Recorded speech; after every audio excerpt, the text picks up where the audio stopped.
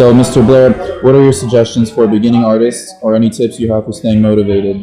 I would say try to paint what you really want to paint. Try to look at something that you like and go with that. Usually people paint something for someone else, and that's not so motivating. But I would say if you can find a subject you like and that you're really passionate about, then I think that would be a great motivation to keep you moving forward. Because you're going to run into frustration. That's just normal. But don't quit. Don't stop. The main thing is keep going. You only fail if you stop. And also don't let fear paralyze you. A lot of people are afraid of failing. That's normal to have that fear, but don't allow it to stop. As long as you keep moving forward, you will be successful. Great. So next question that we have for you is, why do you think it's important to have in-person classes and trainings with professionals when there's so much content available online, YouTube, etc.?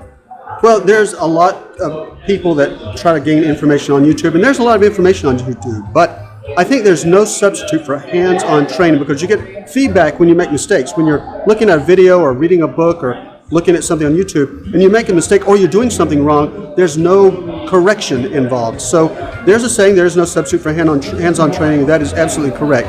I'd say YouTube is a secondary source and you can use it to supplement, but if you take a hands-on workshop, that's going to accelerate you years instead of weeks or something like that. The downside of taking hands-on is it requires you to teach or be taught at a specific time, and secondly, it's a little more expensive, but the benefit is enormous and it's visible. I know a lot of people are trying to learn on YouTube and they develop bad habits and things like that. Not that there's anything wrong with learning on YouTube, but I don't think it should be the only way you learn. The best experience you're going to have for learning would be to just sit down with somebody who knows what they're doing and have them show you how to do things correctly, so you establish a good foundation from the onset. Absolutely.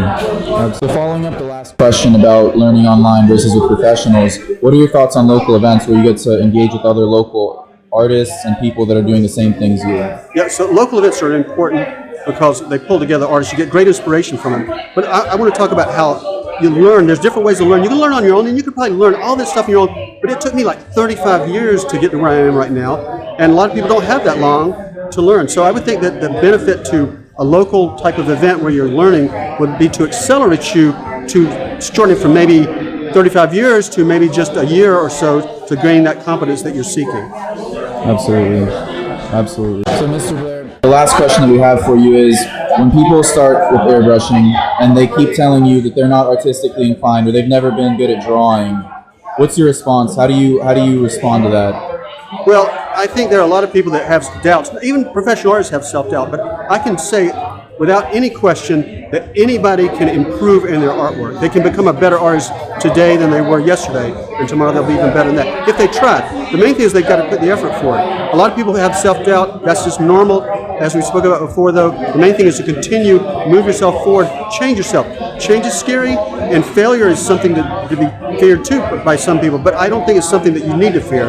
I think the worst thing that's going to happen if you make a mistake is that you'll learn something. So I think the best thing you can do is just pick up an airbrush or a brush or whatever tool you want and try it. And you're going to make a mistake, yes, but learn from those mistakes and use them to become a better artist. That's all you need to do.